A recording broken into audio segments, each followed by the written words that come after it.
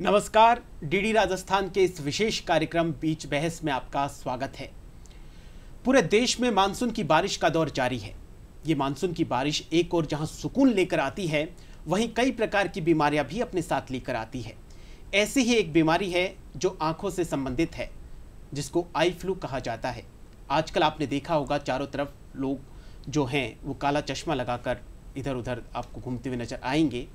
उनमें सबसे बड़ा कारण यही अधिकांश लोगों को इस आई फ्लू जैसी गंभीर बीमारी से वो ग्रस्त है। तो ये आई फ्लू बीमारी कैसे होती है, क्या उसके लक्षण है, क्या उसके निवारण है और किस तरीके से हम इस आई फ्लू से बच सकते हैं, इन्हीं सभी प्रश्नों का आंसर देने के लिए और इस विषय पर बातचीत करने के लिए स्टूडियो में आज हमारे साथ खास मेहमान मौजूद हैं। आप हैं डॉक्टर नीलम जी, आपका बहुत बहुत स्वागत है। आप नेत्र रोग विशेषज्ञ हैं, साथ ही आप को फाउंडर हैं डॉक्टर ऑन डोर के। चलिए बातचीत का सिलसिला शुरू करते हैं। सबसे पहले मैडम, हमने स्वाइन फ्लू का दौर देखा, हमने कोरोना का दौर देखा और अब आई फ्लू का दौर हम देख रहे हैं। तो सबसे पहले मैं आपसे ये जानना चाहूँगा कि जो ये आई फ्लू है, क्या है ये? आई फ्लू, जिसे हम पिंक आई भी बोलते हैं, वायरल कंजक्टिवाइटिस भी बोलते हैं, इसमें हमारी जो आँख की कंजक्टाइवा होती है, जो सफ़ेद पार्ट होता है, उसमें इन्फ्लामेशन हो जाता है, सूजन हो जाती है, जिसकी वजह से हमारी आँख में पानी आने लगता है, वो गुलाबी दिखने लगती है। इसे गुलाबी आई या फिर पिंक आई इसलिए बोल रहे हैं क्योंकि एडिनो वायरस की वजह से हो रहा है। इन दिनों जो बारिश में नमी होती है उसमें एडिनो वायरस अच्छे से ग्रो कर पाता है, इसलिए इसे हम पिंक आई भी बोल रहे हैं। इसमें आँख में सूजन आ जाती है, हमारी जो पलकें हैं उनमें स्वेलिंग आ जाती है, इसमें पीले रंग का गाढ़ा डिस्चार्ज आने लग जाता है और खुजली भी होने लगती है, किरकिराहट की कंप्लेन होती है पेशेंट्स को। इसके अलावा कुछ लोगों में इनमें रोशनी में भी कमी आती है, वो कंप्लेन करते हैं हमें पहले से कम दिख रहा है। वो धुंधलापन इसलिए आता है क्योंकि इसमें गीड़ की वजह से हमारी आंखें चिपक जाती है। अगर हम इसे साफ करते हैं तो हमें फिर से पहले की तरह दिखने लगता है। आँख के कौन से भाग में ये इन्फेक्शन होता है जो हमारी कंजक्टाइवा होती है, जो हमारे जो काला हीरा होता है उसके आसपास हमारी कंजक्टाइवा होती है, तो वो कंजक्टाइवा में सूजन आ जाती है, इसलिए इसे हम कंजक्टिवाइटिस बोलते हैं। उसका मेन रोल क्या रहता है कंजक्टिवा का? कंजक्टाइवा का मेन रोल ये है कि वो एक ट्रांसपेरेंट लेयर होती है हमारी आँख की, इसमें कई सारी जो ग्लैंड्स होती है वो ग्रो करती है, हमारे जो काफ़ी वेसल्स होती है वो होती है, हमारी कॉर्निया और जो कंजक्टाइवा इन दोनों के बीच में कनेक्टिविटी लिंक होता है। ये एक तरह से एक बाहरी परत होती है हमारी आँख की कंजक्टाइवा। इसके आई फ्लू के अगर लक्षणों की बात की जाए तो कैसे माना जाए कि हमें ये आई फ्लू हो गया है? इसमें हमारी जो पलकें हैं उनमें सूजन आ जाती है, बहुत ज़्यादा पानी की शिकायत होती है, पीले रंग का गाढ़ा डिस्चार्ज आता है आँखों में। इसके अलावा किरकिराहट रहती है, व्यक्ति कंप्लेन करते हैं कि उन्हें पहले से हल्का धुंधलापन दिखाई देने लगता है और कुछ लोग होते हैं उन्हें खुजली भी होने लगती है इसमें, और जो कई बार इसमें खून भी उतर आता है। जो हमारी जो कंजक्टाइवा होती है इसमें खून उतर आता है, जिसे हम सब कंजक्टाइवल हेमरेज बोलते हैं। वो भी कंप्लेन इन दिनों देखी गई है हमारे जो सामान्यतया आंखों को जब अपन रगड़ते हैं तब भी आंखें लाल हो जाती है, और इस आई फ्लू के लक्षण भी बताते हैं कि आंखें लाल हो जाती है। तो इन दोनों में किस तरीके से विभेद है? ये दोनों अलग चीज़ें हैं। जो ये वाला इन्फेक्शन हो रहा है ये वायरस की वजह से हो रहा है, जिसे हम वायरल कंजक्टिवाइटिस बोलते हैं, और जो खुजली की वजह से होता है, इचिंग की वजह से, उसे एलर्जिक बोलते हैं। वो हर इंसान में अलग होता है। मौसम जैसे बदलता है तो हमारी कंजक्टिवा में कुछ लोगों में कुछ दिक्कतें आने लगती है, लालपन हो जाता है, पर वो लालपन और ये लालपन दोनों में एक अलग चीज़ है। इसमें हमारी सूजन आ जाती है कंजक्टिवा में, पर उसमें ऐसा नहीं होता है। अगर आप कुछ ड्रॉप्स यूज़ करेंगे तो बिल्कुल ठीक हो जाता है, और वो मौसम के साथ बदलता रहता है। जैसे इंसान में इम्यूनिटी अच्छी होती है टाइम के साथ साथ, जैसे जैसे वो बड़ा होता है, जैसे बच्चों में वीकेसी भी होता है जिसे वायरल कीरेटोकंजक्टिवाइटिस बोलते हैं। वो एक छोटी उम्र में शुरू होता है, 8 से 10 साल की उम्र में। उसके बाद जैसे जैसे उसकी उम्र बढ़ती है वैसे वैसे ये ठीक भी हो जाता है 18 से 20 साल की उम्र में। तो जैसे मौसम बदलता है तो हमें कुछ ड्रॉप्स यूज़ करनी पड़ती है, उसके बाद वो ठीक हो जाता है। आई फ्लू के अगर कारणों पे चर्चा करी जाए तो आप सबसे बड़ा कारण किस चीज़ को मानती है कि उसकी वजह से आई फ्लू? जैसे कि आप इन दिनों बारिश हो रही है चारों तरफ, ऐसा नहीं है कि ये इस साल ही हुआ है आई फ्लू, ये हर साल होता है। पर इस साल क्या है, जैसा आप सभी को पता है, बारिश की वजह से वातावरण में नमी हो जाती है, पूरे देश में बाढ़ के हालात बने हुए हैं।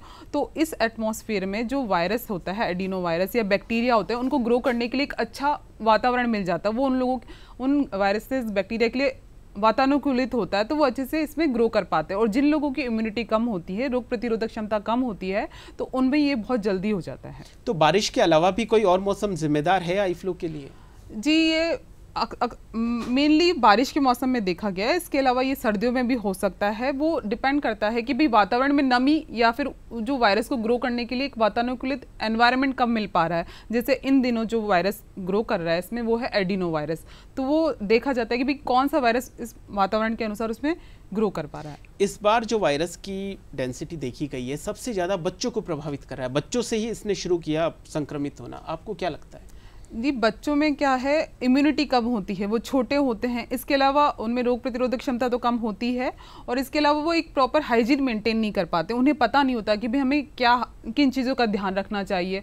और बच्चे क्या स्कूल में जाते हैं, स्कूल में एक दूसरे से आराम कांटेक्ट में आते हैं, वो इन चीज़ों का ध्यान नहीं रख पाते कि भाई कौन इन्फेक्टेड है कौन नहीं है, वो प्रॉपर हाथ नहीं धो पाते हैं, एक हाइजीन मेंटेन नहीं कर पाते, उन्हें पता नहीं होता कि हमें किन चीज़ों का ध्यान रखना चाहिए। इसलिए मैंने देखा है इन दिनों जो मरीज देख रही हूँ, ओपीडी में देख रही हूँ, तो बच्चे सबसे ज़्यादा प्रभावित हो रहे हैं, इन्फेक्शन हो रहा है उनमें, और वही घर के जो बड़े हैं उनको इन्फेक्ट कर रहे हैं, पर जो सीवियरिटी है वो उनमें कम है।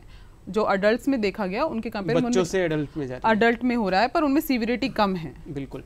एक सबसे बड़ी भ्रांति यह है कि अगर किसी को आई फ्लू हो जाता है तो उसकी नज़रें मिलाने से मतलब ये आई फ्लू उन सामने वाले व्यक्ति को भी हो जाता है, क्या ये सही है? जी नहीं, बिल्कुल सबसे बड़ा मतलब सबसे बड़ा प्रश्न यही चल रहा है। नहीं नहीं, ऐसा बिल्कुल भी नहीं है। अगर आप किसी को देखेंगे तो उसकी वजह से आई फ्लू नहीं होता है।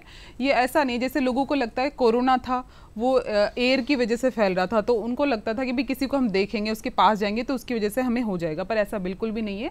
जब तक आप किसी आई फ्लू वाले इंसान के डायरेक्ट कांटेक्ट में नहीं आएंगे, अगर जो इसका सामान वो यूज़ काम में ले रहा है, जैसे रुमाल है, तौलिया है, कॉस्मेटिक सामान है, कोई भी चीज़ घरेलू चीज़ जो आप साथ में शेयर कर रहे हैं, जब तक आप वो शेयर नहीं करेंगे, और सबसे ज़रूरी बात, जब तक आप किसी भी चीज़ को अपनी आंखों को छुएंगे नहीं किसी भी चीज़ को, तो आपको बिल्कुल भी नहीं होगा। अगर ऐसा होता, देखने से ही हो जाता, तो फिर मैं इतने मरीजों को देखती हूँ, मुझे भी हो जाता। एक और भ्रांति चल रही है कि आई फ्लू जब होता है तो काला चश्मा पहन के रखना चाहिए, चश्मा अगर पहना हुआ है तो उससे आंखें सुरक्षित रहेगी। जी, इसमें ऐसा होता है कि जब आई फ्लू हो रहा है तो उसमें हमारी क्या जो झिल्ली होती है कंजक्टिवा, उसमें बहुत सूजन आ जाती है, बहुत ज़्यादा पानी की शिकायत होती है, इसके अलावा जो पलके उनमें सूजन आ जाती है। तो इसमें क्या हमें फोटोफोबिया, जिससे फोटोफोबिया बोलते हैं, लाइट को देखने में बहुत परेशानी होती है, उन्हें आंखें खुल नहीं पाती। अगर उस समय आप काला चश्मा पहनेंगे तो वो आपके लिए भी अच्छा होगा, आप अच्छे से किसी चीज़ को देख पाएंगे। इसके अलावा आपको खुद को सही फील होगा, सूजन की वजह से सामने वाले को भी डिस्कम्फर्ट होता है, बहुत सारी चीज़ें होती है, डिस्चार्ज वगैरह, उसमें थोड़ा सेफ रह पाते हैं। तो नॉर्मल डेज में भी चश्मा पहनना सुरक्षित रहता है आंखों के लिए? जी, सुरक्षित तो रहता है, पर मैं ऐसा नहीं कहूँगी कि भाई चश्मा पहनने वाले इंसान को आई फ्लू नहीं हो रहा है, वो सबको हो रहा है। आप अगर आंखों को किसी भी कारण से छुएंगे तो वो बिल्कुल आपको होगा, फैलेगा। एक मैं आपसे ये पूछना चाह रहा था कि क्या आई फ्लू से जो आंखों की जो रोशनी है उस पर किसी न किसी प्रकार का कोई प्रभाव पड़ता है? नहीं, आई फ्लू की वजह से मैंने ऐसा देखा नहीं कि उनकी रोशनी पे प्रभाव पड़ता है। बस शुरू में ज़रूर ये उनको कंप्लेन होती है, क्योंकि इसमें सूजन आ जाती है हमारी आंखों पे कि हमें थोड़ा धुंधला दिखाई दे रहा है, पर 15 से 20 दिन का इसका जो रिकवरी पीरियड है, अगर वो टाइम निकल जाता है तो इसमें ऐसा धुंधलापन नहीं देखा गया है कि भाई आपको आई फ्लू के बाद में दिखने में रोशनी में कुछ कमी आती है, ऐसा बिल्कुल भी नहीं है। एक रिपोर्ट के मुताबिक आज से 10-12 साल पहले जब देश में आई फ्लू का दौर चला था, आई फ्लू फिर से फैला था, उस वक्त उसका जो इंटेंसिटी थी बहुत खतरनाक थी, उसने आंखों को काफ़ी ज़्यादा प्रभावित किया। क्या उस वक्त जो हुआ था वो आई फ्लू ज़्यादा खतरनाक था या अब जो चल रहा है वो उस समय वाला ज़्यादा खतरनाक था? इस समय जो आई फ्लू हो रहा है, हम इन लोगों को दवाइयाँ दे रहे हैं, अगर उनको प्रॉपर गाइड किया जाए कि भी कैसे इससे बच सकते हैं, किन चीज़ों का ध्यान रखेंगे, तो इसमें इंसान नॉर्मल भी हो रहा है। 15 से 20 दिन में जैसा वो पहले था वैसा नॉर्मल भी हो रहा है। बस ये है कि इस बार फैल थोड़ा ज़्यादा रहा है। प्रिकॉशन अगर हम अच्छे से यूज़ नहीं करेंगे तो वो बहुत बहुत तेज़ी से फैल रहा है चारों तरफ। किसी को आई फ्लू हो जाता है तो उसको कितने दिनों तक परहेज रखना चाहिए, उसकी इंटेंसिटी क्या है? वो इंटेंसिटी डिपेंड करती है कि भाई उस इंसान को एक आंख में हुआ है कि दोनों आंखों में हुआ है, उसके जो लक्षण है बहुत ज़्यादा सीवियर हैं कि नॉर्मल है। कुछ लोगों में सिर्फ देखा गया है कि सिर्फ डिस्चार्ज होता है, आंखों में सूजन आ जाती है और ज़्यादा कंप्लेन नहीं होती, वो 5 से 7 दिन में ठीक हो रहे हैं। पर कुछ लोगों में आंख में जो हमारी कंजक्टिवा होती है, इसमें खून भी उतरने की कंप्लेन रही है, जिससे सब कंजक्टल हैमरेज बोलते हैं, तो उसमें थोड़ा टाइम ज़्यादा लग रहा है, उसमें 2 हफ्तों से लेकर 3 हफ्ते तक भी लग जाते हैं। तो मैं यही कहना चाहूँगी कम से कम आप हफ्ते 10 दिन का तो परहेज रखें। तो हफ्ते 10 दिन तक अगर कोई नौकरी पे जाना चाहता है तो वो नहीं जाए, या फिर 3-4 दिन 5 दिन के बाद? हाँ, 3-4 दिन 5 दिन के बाद आप जा सकते हैं। और अगर आपको जाना ज़रूरी है तो आप एक सैनिटाइजेशन जो है वो फॉलो करें। आप किसी भी चीज़ को छुएं तो बस सैनिटाइज करके छुएं, अपनी आंखों को बार बार रगड़े नहीं, उन्हें छुएं नहीं। अगर जब तक आप अपनी आंखों को छुएंगे नहीं या उसके कॉन्टैक्ट में नहीं आएंगे तो ये आपको बिल्कुल भी नहीं होगा। ये दोनों आंखों में एक साथ होता है या पहले एक आंख में होता है फिर उसका संक्रमण दूसरी आंख में फैलता है, ऐसा कुछ है? जी, इसमें ऐसा है कि कुछ लोगों में सिर्फ एक आंख में देखा गया, उस समय वो ड्रॉप यूज़ करने लग जाते हैं और इन चीज़ों का ध्यान रखते हैं। वो किसी भी तरह से दूसरी आंख को नहीं छुए तो वो दूसरी आंख में नहीं होता। पर कुछ लोग ध्यान नहीं रख पाते, वो दूसरी आंख को भी छू लेते तो दोनों आंखों में भी हो जाता है। बस ये आप पे निर्भर करता है कि भाई आप दोनों आंखों को छू रहे हैं, नहीं छू रहे हैं, आप सब चीज़ों का ध्यान रख रहे हैं, नहीं रख रहे हैं, तो वो नहीं होगा। ज़रूरी नहीं है कि दोनों आंखों में एक साथ हो। आई ड्रॉप से भी इन्फेक्शन हो सकता है? जी बिल्कुल हो सकता है, क्योंकि अगर किसी संक्रमित व्यक्ति ने वो आई ड्रॉप यूज़ किया, आप कैसे भी उसकी टिप को आपने टच कर लिया हो, वो इन्फेक्शन आपके हाथों में तो था, वो अगर आप किसी और को यूज़ करेंगे जो उसको संक्रमण नहीं होगा या कम होगा तो उसमें ज़्यादा हो जाएगा, तो आपको आई ड्रॉप यूज़ नहीं करनी चाहिए, मतलब शेयर नहीं करनी चाहिए। ये जो चीज़ें हैं उनको सेपरेट रखना चाहिए। एक फैमिली में अगर 3-4 लोगों को हो जाए तो सबके लिए ट्रीटमेंट अलग बिल्कुल, आप उनको अलग अलग, और इसमें बच्चों का ट्रीटमेंट जो होता है वो अलग होता है, जो बड़े हुए उनका ट्रीटमेंट अलग है, तो वो डेफिनेटली अलग होना चाहिए। पीड़ित व्यक्ति को टीवी और मोबाइल से दूरी रखनी चाहिए या आराम से देख सकते हैं आई फ्लू अगर किसी को होता है? अगर उन्हें लग रहा है कि वो उसको देख पा रहे हैं, इसमें क्या होता है कि हमें जो लाइट को देखने में परेशानी महसूस होती है, तो टीवी और मोबाइल आप खुद ही इसमें अच्छा महसूस नहीं करते अगर आप इनको यूज़ करते हैं। अगर आपको उनको लग रहा है कि भाई आप अच्छा मतलब देख पा रहे हैं तो कर सकते हैं, पर मैं यही कहना चाहूँगी जब तक आपको अच्छा महसूस हो नहीं पा रहा है, आपको आई फ्लू है, तो आप नहीं यूज़ करेंगे तो आपकी आंखों को ज़्यादा सुकून मिलेगा। मोबाइल की जो रेज रहती है वो आई फ्लू के पेशेंट को ज़्यादा मतलब बढ़ा सकती है उसकी इंटेंसिटी, या नहीं? ऐसा कुछ भी नहीं है। तो आई फ्लू से पीड़ित व्यक्ति जो है वो कितने दिनों में ठीक हो सकता है? इसमें जो एडिनोवायरस है इसका जो ड्यूरेशन है 2 से 4 वीक रहता है, पर इसमें मैंने देखा है, जो मैं मरीज देख रही हूँ इन दिनों, तो वो 3 से लेकर 15 दिन के बीच में बिल्कुल ठीक हो रहे हैं। पर जिन लोगों में आंख में खून भी उतर आ रहा है, कंजक्टिवल हेमरेज होता है, उसको थोड़ा सा टाइम ज़्यादा, उनका थोड़ा सा ज़्यादा टाइम लगता है। बिल्कुल।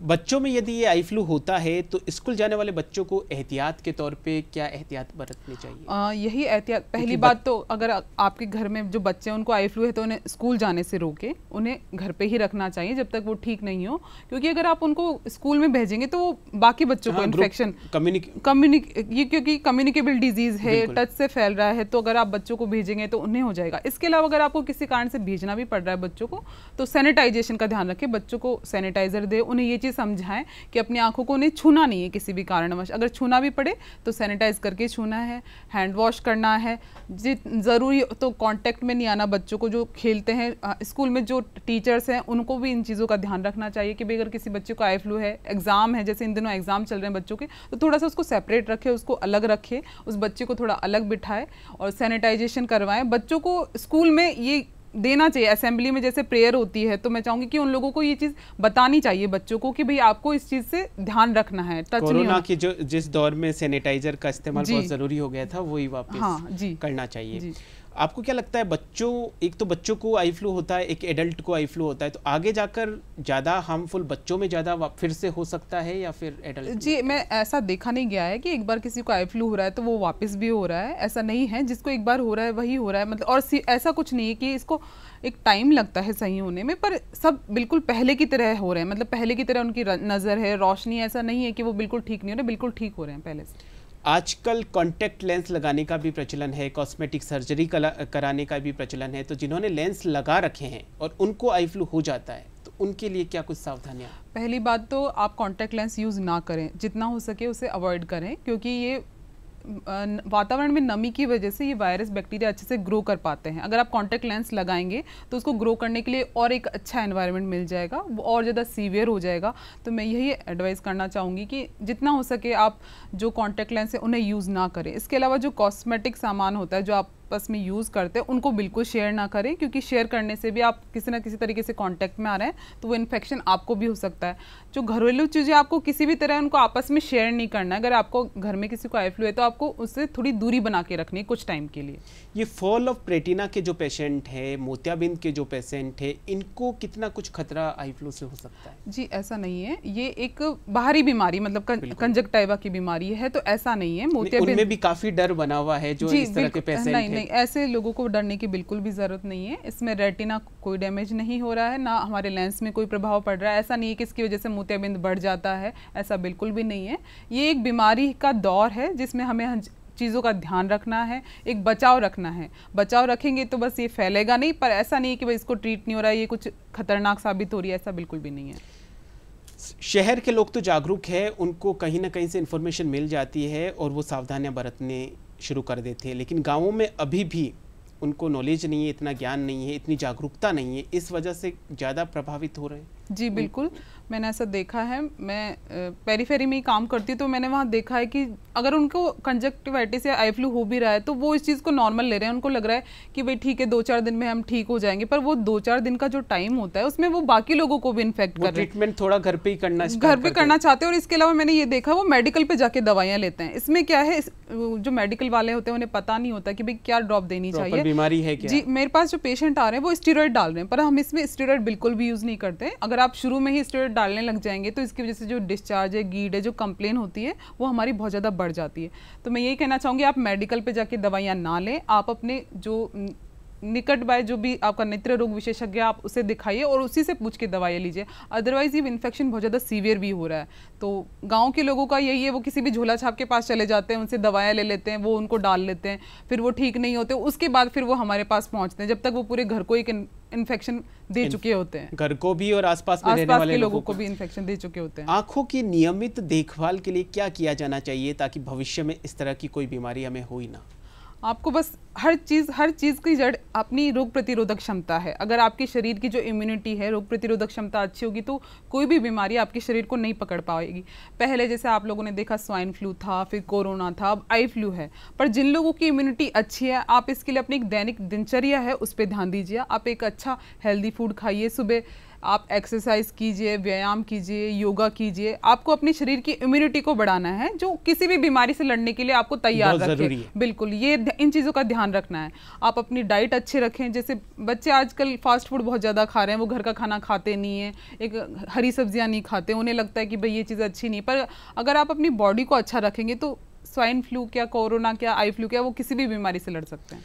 आजकल ये देखा जा रहा है हमारा आधा समय मोबाइल चलाने में ही बीतता है, तो मोबाइल की जो रेडिएशंस निकलती है क्या उससे आंखों की रोशनी पे ज़्यादा प्रभाव पड़ता हुआ दिख रहा है? जी जी बिल्कुल प्रभाव पड़ता है। कोरोना काल से ही अक्सर, जैसे कि सबको पता है, सब कुछ बंद हो चुका था, बच्चे मोबाइल वॉच टाइम बहुत ज़्यादा बढ़ गया था। सबसे ज़्यादा बच्चे मोबाइल से, बिल्कुल, वो ऑनलाइन जो उनका पढ़ाई का टाइम था वो भी फ़ोन पे आ चुका है।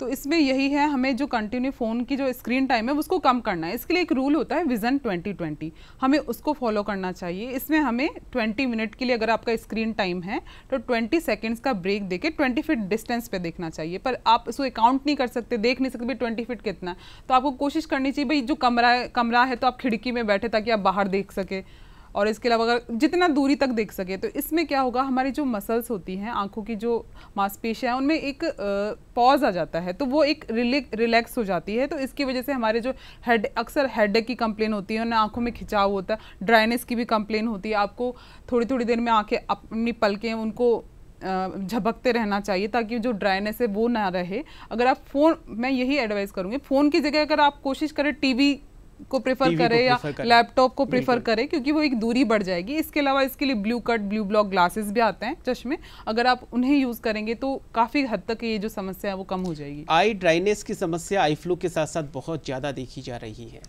जी, इसमें हमारी जो कंजक्टिवा है उसमें इन्फ्लामेशन होता है, कुछ फॉलिकल्स बन जाते हैं, दाने दाने हो जाते हैं हमारी आंख में। तो उसकी वजह से जैसे हम पलक बंद करते हैं तो वो उसमें रगड़ आती है एक आंख में, तो हमें कंप्लेन होती है कि भाई ड्राइनेस हो रहा है। तो इसकी वजह से हम इसमें क्या, एंटीबायोटिक के साथ एक लुब्रिकेटिंग आई ड्रॉप भी देते हैं, जिसकी वजह से जो किरकिराहट हो रही है उसमें उन मरीज को आराम मिल सके। तो आंखों में कुछ भी गिर जाए तो उसको रगड़ना नहीं चाहिए, आंखों से पानी से ही। हाँ, आप अगर आपकी आंख में कुछ गिरा है, अगर आपको लग रहा है कि पहले सबसे पहले तो पानी से, सेंसिटिव पार्ट है, बिल्कुल सेंसिटिव चीज़ है। आप सबसे पहले तो उसको अच्छे से धोइए, आप पानी लीजिए, उसको अच्छे से धोइए। अगर आपको लग रहा है कि वो निकलने लायक है तो निकल, पर मैंने ऐसे देखा है गाँव में कि जो झोला छाप होते हैं वो अपनी जीभ से निकालते, कुछ आंख में चला जाता है, फिर उसकी वजह से उनके बहुत ज़्यादा सीवियर इन्फेक्शन हो जाता है। तो आप कोई वायरल इन्फेक्शन है तो वो बिल्कुल जीभ से चला जाएगा। इसके अलावा आंख में कचरा चला जाता है, जैसे गांव में घास फूस बहुत चला जाता है तो वो उसको निकालते हैं, इसकी वजह से अल्सर हो जाता है। अल्सर एक बहुत बड़ी चीज़ है, कॉर्नियल अल्सर, उसकी वजह से हमारा जो काला हीरा वो बिल्कुल खत्म हो जाता है कई बार। तो हमें बिल्कुल रोशनी चली जाती है। तो हमें इन चीज़ों का ध्यान रखना चाहिए, हमारे आंख से छेड़छाड़ नहीं करना चाहिए।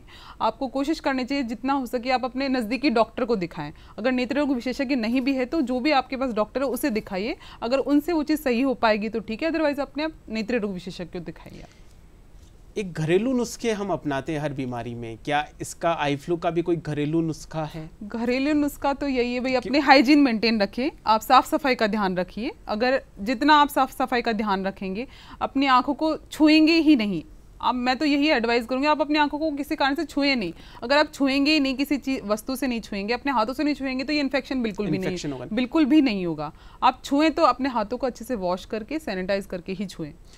स्पेशली बच्चों की बात की जाए तो बच्चों के लिए आप क्या एडवाइस देना चाहेंगे? बच्चों को मैं यही एडवाइस देना, सबसे ज्यादा इस आई फ्लू ने बच्चों को ज्यादा प्रभावित किया है, बच्चों की वजह से उनके माता पिता भी डरे हुए हैं। बिल्कुल बिल्कुल, हाँ, बस यही, बच्चों को हम हर चीज के लिए रोक नहीं सकते हैं, पर अगर आपको लगता है कि बच्चा किसी समूह में जा रहा, इंडोर जो गेम्स है उनको आप बंद कर, मतलब प्रेफर करिए, बाहर अभी भेजने से रोकिए अपने बच्चों को, क्योंकि आपको पता नहीं कि भाई बाकी बच्चों को है या नहीं है।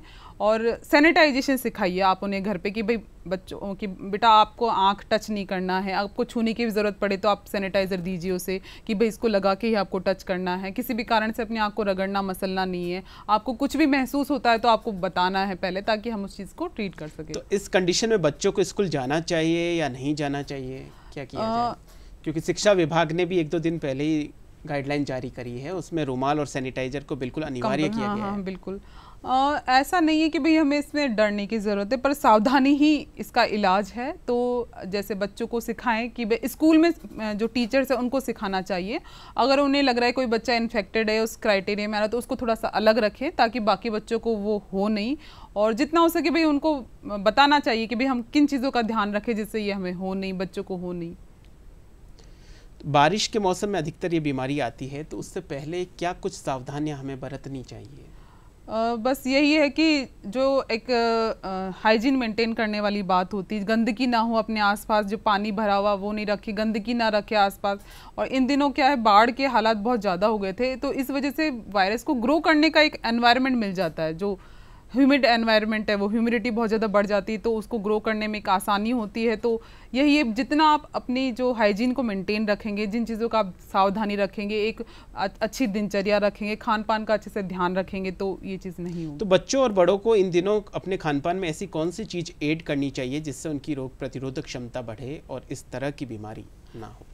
इसके लिए यही है, आप सुबह दूध, बच्चों को दूध बहुत ज़रूरी होता है, हरी सब्जियां बहुत ज़रूरी होती है, दाल बहुत ज़रूरी होती है, जैसे आंखों के लिए विटामिन ए वाली जो डाइट होती है वो बहुत ज़रूरी होती है। इसके अलावा अपनी बॉडी की, आप बाहर का जो खाना है उसे अवॉइड करिए, क्योंकि वो हमारी सेहत के लिए अच्छा नहीं है। वो बहुत सारी बीमारियों का एक तरह से न्योता देने वाली बात होती है। और आजकल के बच्चे जो है कि वो बाहर का ज़्यादा प्रेफर करते हैं, उससे उनका क्या मोटापा भी बढ़ रहा है। और वो लोग क्या फ़ोन में ऐसे लगे रहते हैं कि बाहर खेलने नहीं जाते। आप बच्चों को एडवाइस करिए भाई इंडोर गेम, आउटडोर, जैसे अभी तो वातावरण ऐसा है, पर उन्हें प्रेफर करिए कि बाहर की जो आउटडोर गेम्स है वो उन्हें खिलवाएं। आजकल आप लोगों ने भी, आपने भी देखा होगा कि बाहर बच्चे खेलने जाते ही नहीं है, वो घर में टीवी में, फ़ोन में, मोबाइल की दुनिया में व्यस्त है। अगर आप इस चीज़ को कैसे भी सुधार लेंगे तो बहुत सारी चीज़ें अपने आप ठीक हो जाएगी। एटमॉस्फेरिक जो पोल्यूशन है वो क्या इस चीज़ के लिए जिम्मेदार है, आई फ्लू के लिए, या फिर आंख में किसी भी प्रकार की कोई भी समस्या हो? एटमॉस्फेरिक पॉल्यूशन इस समय ये कि वो एक ह्यूमिड एनवायरनमेंट प्रोवाइड करवाता है, जैसा कि मैंने आपको पहले भी बताया। तो एक ह्यूमिडिटी की वजह से, एटमॉस्फेयर में अगर ह्यूमिडिटी रहेगी तो कोई भी वायरस या बैक्टीरिया को ग्रो करने के लिए एक अच्छा एनवायरनमेंट मिलेगा। एक भ्रांति एक और भी है कि बारिश के बाद में जो धूप निकलती है उसका परिणाम कहीं ना कहीं ये पिंक आई कंजक्टिवाइटिस के रूप में, ऐसा कुछ है? अचानक से जो धूप निकलती है? ना, ऐसा कुछ भी नहीं है। ऐसा नहीं है कि भाई आप एकदम से धूप निकलेगी उसकी वजह से ऐसा हो रहा है, ऐसा नहीं हो रहा है। कि धूप तो एक अच्छी चीज़ है, अगर एक ह्यूमिडिटी को ख़त्म करेगी धूप, तो ये जो वायरस है ये अच्छे से ग्रो ही नहीं कर पाएगा, इसको एक एटमॉस्फेयर नहीं मिलेगा। अगर धूप अच्छे से हो जाए, गंदगी सही हो जाए, तो उसको एनवायरनमेंट ही नहीं मिल पाएगा कि वो ग्रो करे। जो हमारे बड़े बुजुर्ग हैं उनको पहले से ही दिखने की जो क्षमता है वो कम रहती है, और ऐसे में अगर उनको आई फ्लू हो जाए तो फिर उनके ऊपर क्या, मतलब उनके लिए कोई अलग से ट्रीटमेंट होता है या इसी ट्रीटमेंट के बच्चों के लिए अलग ट्रीटमेंट है, उनके लिए अलग हम एंटीबायोटिक यूज़ करते हैं, और जो बड़े बुजुर्ग होते हैं उनके लिए अलग एंटीबायोटिक यूज़ करते हैं। पर ऐसा नहीं है कि भाई उम्र की वजह से अगर आपको आई फ्लू हो जाता है तो उसकी वजह से रोशनी कम हो जाएगी, ऐसा बिल्कुल भी नहीं है। एक टाइम पीरियड के बाद में आपका जो विज़न है वो पहले जैसे ही रहेगा। तो अंत में आप क्या कुछ गाइड करना चाहेंगे जो हमारे दर्शक हैं, उनको क्या कुछ सलाह देनी चाहिए कि ये तो आपको करना ही है ताकि आई फ्लू जैसे रोग से बचा जा सके? मैं बस यही बोलना चाहूँगी कि अगर आपको इस चीज़ से बचना है तो आप किसी भी तरीके से अपनी आंखों को ना छुएं। बस इसका यही एक रामबाण इलाज जो बोलते वो है। अगर आप किसी भी कारण से अपनी आंखों को टच नहीं करेंगे, आप अपना काम करिए, दैनिक एक्टिविटी जो कर रहे हैं वो करिए, आप अपनी आंखों को टच मत करिए। अगर आप आंखों को टच ही नहीं करेंगे तो इन्फेक्शन आपको होगा ही नहीं। आप चाहे कहीं पे भी जाएं, बाहर जाएं, अंदर जाएं, और जैसे ही आप घर पे जाएं अपने हाथ मुँह अच्छे से धोइए, आप अपने कपड़े चेंज करिए, उन्हें अलग से रखिए, ताकि ये इन्फेक्शन अगर आपको किसी कारण से होने वाला भी हो या हुआ भी हो सकता है आप किसी ऐसे इंसान के कांटेक्ट में आए जिससे कपड़े आपके टच हुए हों, तो उन कपड़ों को सेपरेट रखिए। अगर आप इन चीज़ों का ध्यान रखेंगे तो ये इन्फेक्शन आपको बिल्कुल होगा ही नहीं। जी बिल्कुल, ये इन्फेक्शन इस तरीके से नहीं होगा। डॉक्टर साहब ने बहुत अच्छे से समझाया कि आई फ्लू कैसे होता है, क्या कुछ कारण है, क्या लक्षण है, और सबसे बड़ी बात किस तरीके से हम इस रोग से पहले भी बच सकते हैं अगर जैसा डॉक्टर साहब ने बताया, जिस तरीके से सावधानियाँ अगर हम बरते तो। मैडम आज इस प्रोग्राम में पधारे, आप बहुत बहुत धन्यवाद आपका। आज के लिए इस प्रोग्राम में फ़िलहाल के लिए इतना ही। मुझे दीजिए इजाज़त। नमस्कार।